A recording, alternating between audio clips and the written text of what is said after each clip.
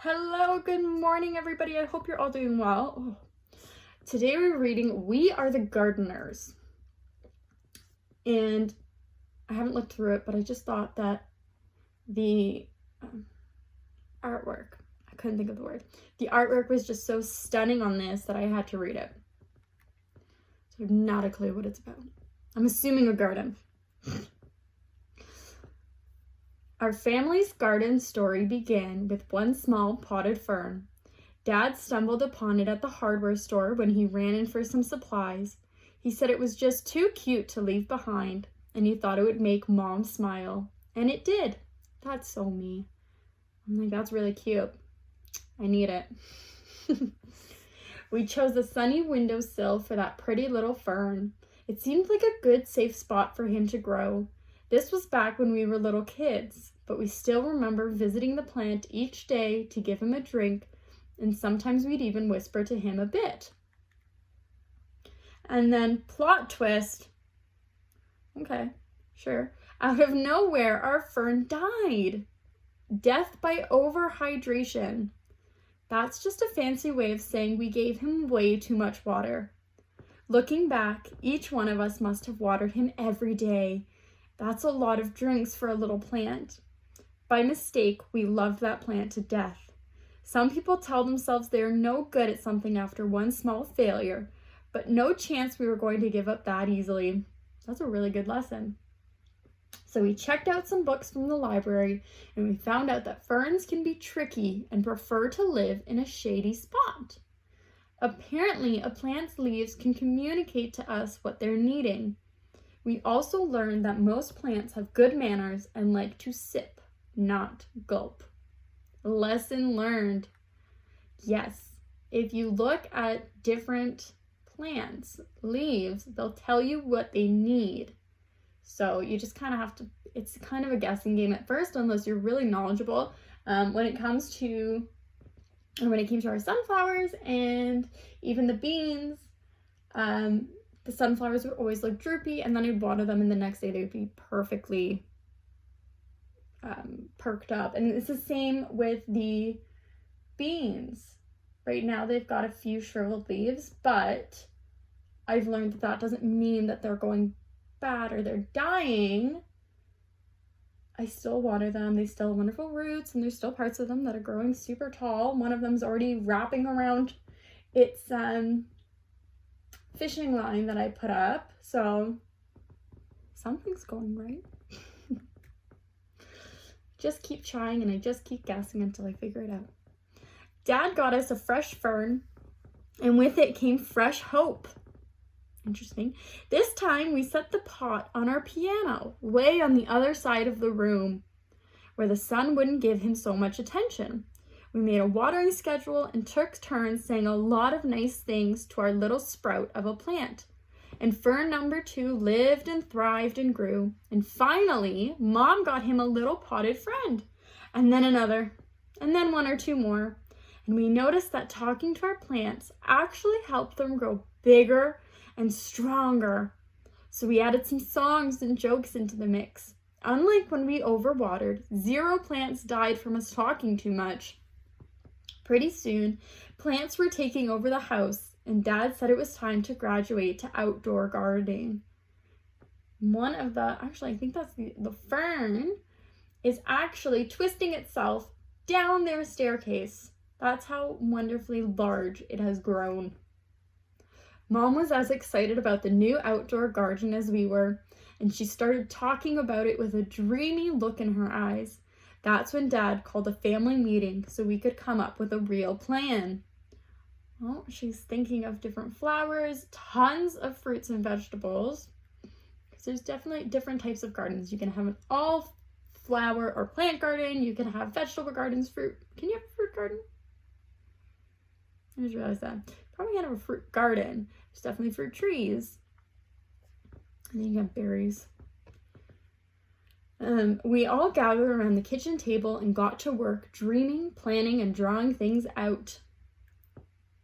Oh goodness, that's a good plan. We knew we needed a sunny spot, a place where the plants could sunbathe for at least 6 hours a day. We'd be red as radishes if we did that, but plants just love it. And more than that, they need it. In the garden, there is no life without light. Oh goodness, so they've planned this out really well. Really well. They've got water beside some of the, because it's a mixture. There's flowers up top and then a bunch of vegetables and then apple trees it looks like they're planning on doing. They've got their shed, they've got chickens, and they're growing corn for their chickens, so it's fine. They even mapped out where the sun would be. That's how you know it's a good plan. You've mapped the sun. Dad always says that the foundation is the most important thing when it comes to building a house. A house can't be strong if it's built on something weak, and the same holds true in the garden. So to make the foundation of our garden strong, we filled it with something called soil. Good soil, which includes a bunch of tiny living things called organisms, can grow things in it. Soil is also just another word for dirt. At least in my mind, I don't really know if there's a big difference between them, but as long as there is dirt, things will grow. Or you just make mud. Either one's fine. That's pretty amazing when you stop and think about it. A whole hidden world of life is happening beneath our feet. Just because you can't see the good things with your eyes doesn't mean they're not there. And another cool thing about soil is that it feeds and strengthens the seeds we sow. And then, like a miracle, plants and flowers burst out of the ground. I really appreciate that they included worms and what looks like a beetle. But I'm not a pro bug expert, so it could be anything.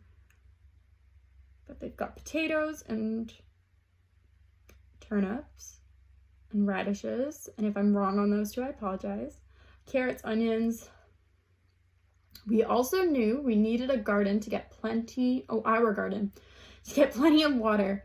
Rain is the very best thing for plants to drink, but it's hard to know when and if rain is coming. So a couple of other options to keep plants hydrated are to collect rainwater or use a sprinkler or garden hose to get the job done. Oh my goodness, for some reason I thought the book ended and I thought that's a weird ending. Once we had a location with plenty of sun, good soil, and a watering plan, we got right to work. First things first, seeds. The most fun part of planning out our garden was deciding what to plant.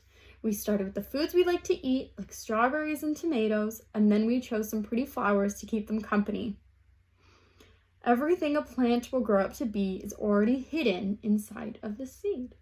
We chose flowers like zinnias, sunflowers, and cosmos so that pollinators would visit our garden. Butterflies, hummingbirds, and bees spread pollen around from flower to flower, encouraging even more things to bloom. And we like knowing that little helpers are out there in nature working with us to help this garden grow. The bees must have put the word out that we had a pretty good thing going because sure enough, all sorts of other critters started to arrive. And we quickly found out that there were 3 types of bugs in our backyard. The good, the bad, and the ugly. Ooh, it was a pretty sad day when the aphids arrived. They are some of the more well-known villains in the gardening world, and they suck the life right out of plants. But then the ladybugs showed up to eat those pesky aphids for lunch. Ladybugs are sure part of the hero camp, bravely protecting our plant friends from harm. We actually learned about ladybugs eating aphids in The Grouchy Ladybug from Eric Carle. Magical. And we've got to tell you about earthworms. They're like secret agents of the garden. Earthworms eat all the dead things like old roots and leaves and turn them into life for the soil. Every time we found one, we would all high-five and celebrate. They aren't pretty, but who cares? They're awesome and we love seeing them hard at work. We realized pretty quickly that we needed to keep the weeds out. They are the true bullies of the garden. Weeds try to steal water, sunlight, and nutrients from our fruits and veggies, and it's our job to make sure those little rascals don't take over. If we ignore the garden for too long, the weeds run wild and hurt our beloved plants. It's so much easier to do just a little bit every day. This is where we differ. I keep weeds in because I think they're beautiful. And that's just it. We are officially gardeners and had a real life garden to prove it. That garden became our pride and joy. Day in and day out, we tended to our plants, making sure they got plenty of sun and water. Every time a new plant sprouted up from the ground, our excitement grew right along with it. As time passed, our garden grew bigger, and so did our family. When our garden was finally in full bloom and growing tall, we'd run through the aisles and watch the butterflies flutter around us. Oh, there's a new baby. But one day, as we were mid-skip, we noticed some trespassers helping themselves to lunch. Animals may look cute and innocent, but some have a sneaky side. They can wipe out a garden in no time flat. The chickens ate the vegetables, the goats ate mom's roses, and the bunnies weren't picky at all. Saying goodbye to that many happy plants was even harder than throwing away our first dead fern. We debated if we should just give up. Then we remembered one very important detail. We are the gardeners. It was our responsibility not only to grow this garden, but also to protect it. So we put up a little fence to keep the animals out and got to work rebuilding our garden. Oh my goodness. It didn't take long to get our plants and flowers growing tall again. To this day, our very favorite days are when we get to gather the fruits of our labor. Mom loves to set the table with pretty flowers in every color, and we help her dream up recipes for the food we've grown. Sometimes when we see all of that beauty laid out, we can't believe our hands helped bring it to life, and it makes all the hard work worth it. It's what keeps us coming back day after day, season after season. We still keep a little fern on the piano to remind us of our small beginnings. Every time we water it, we're reminded not to give up when things don't work out the first time, because the thing is, whether one potted fern dies or half of the garden is wiped out by little critters, every failure or setback teaches us something.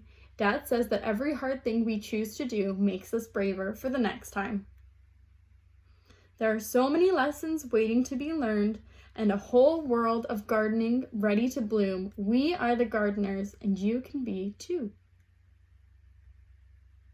Whoop, and that's it. I genuinely wasn't expecting that story to be so long, but I do enjoy it. I actually really enjoyed it. Just the little tips and just the information that it gives you about growing your own garden, as well as never giving up. And, you know, just because one thing goes wrong doesn't mean that the rest of the things will go wrong. It just means you need to fix it and adapt to it and figure it all out. And I like it. I like it. So thank you guys so much for joining me and reading with me today. I do apologize again that this is like a 13-minute video of a book about gardens, but thanks for sticking around. I love you all. I miss you all, and I hope we get to see each other super soon. Bye.